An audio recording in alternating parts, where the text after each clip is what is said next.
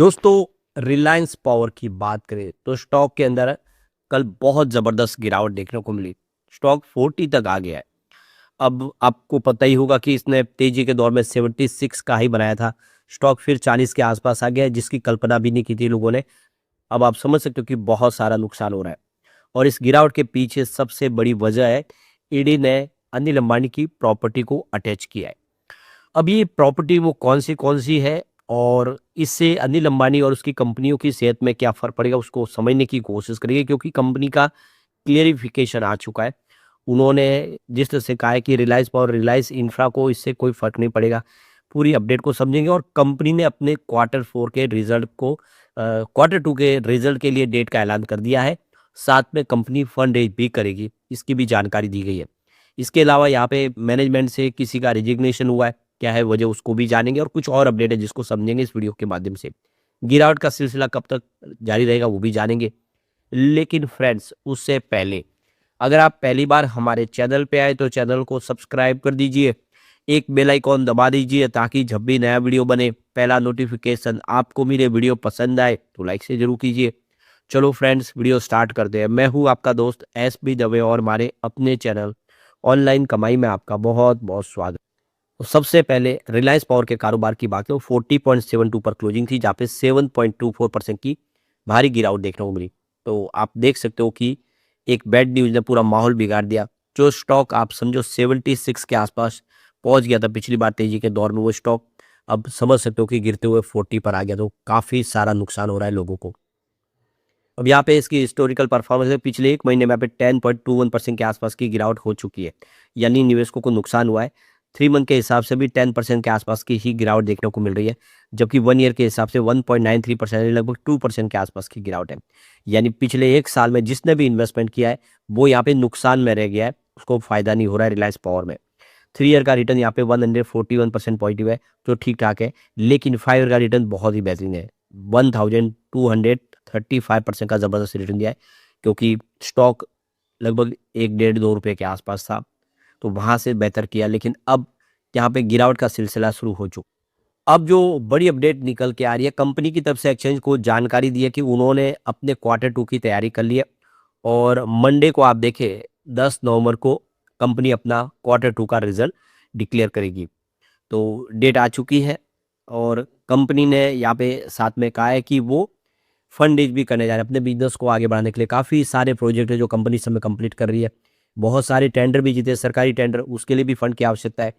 तो इसीलिए कंपनी यहाँ पे लॉन्ग टर्म यहाँ पे देख सकते हो कि रिजल्ट के बाद यहाँ पे और फंड रेज की तैयारी कर रही है, जिसमें आप देखिए वो फॉरेन करेंसी के माध्यम से हो या फिर कन्वर्टेबल डिबेंचर्स बॉन्ड्स माध्यम से हो, किसी भी तरीके से फंड रेज करेगी।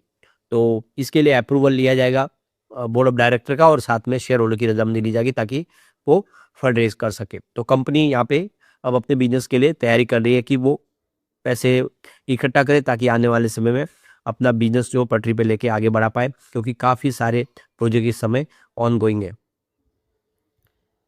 तो अब जो बड़ी अपडेट निकल गई, ईडी ने अनिल धीरूभाई अंबानी कंपनी की जो अलग अलग कंपनियां उसकी बहुत सारी प्रॉपर्टी अटैच कर ली है।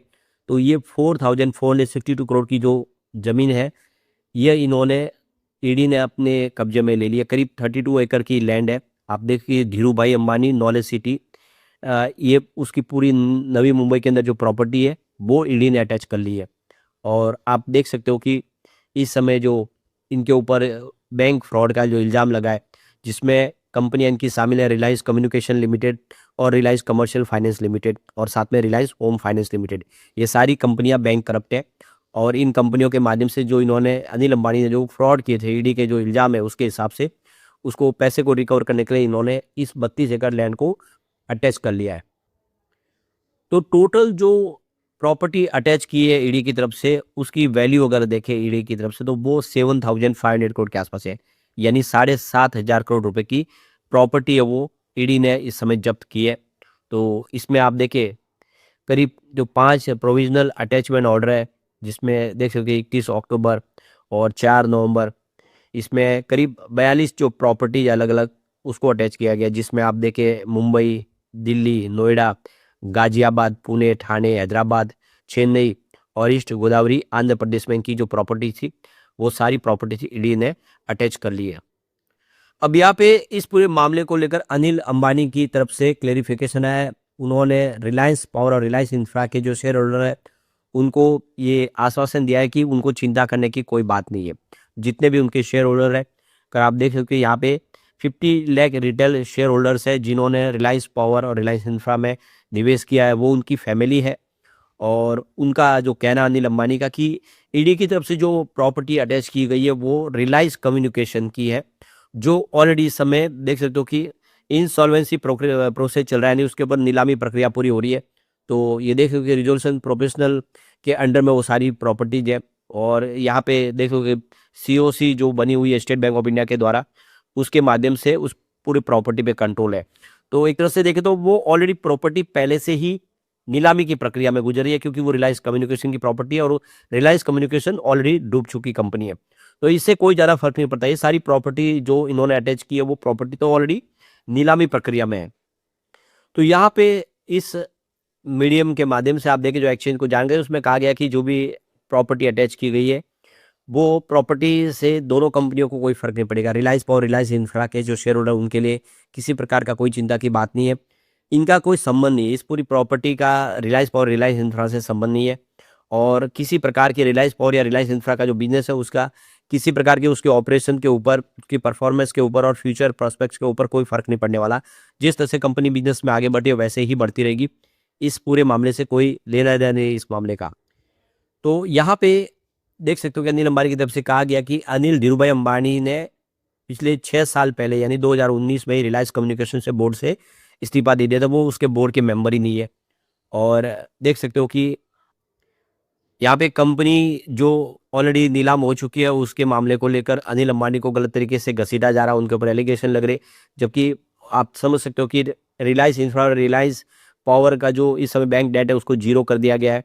कंपनी की इस समय एसेट देखे तो 65,840 करोड़ के आसपास, काफ़ी बड़ी एसेट है।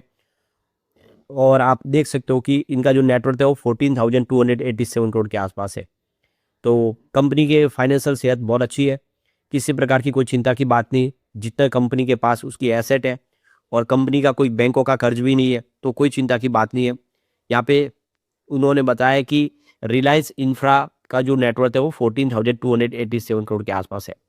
जबकि रिलायंस पावर की बात करें उसका एसेट 41,282 करोड़ के आसपास है। और यहाँ पे उसकी नेटवर्थ 16,337 करोड़ के आसपास है।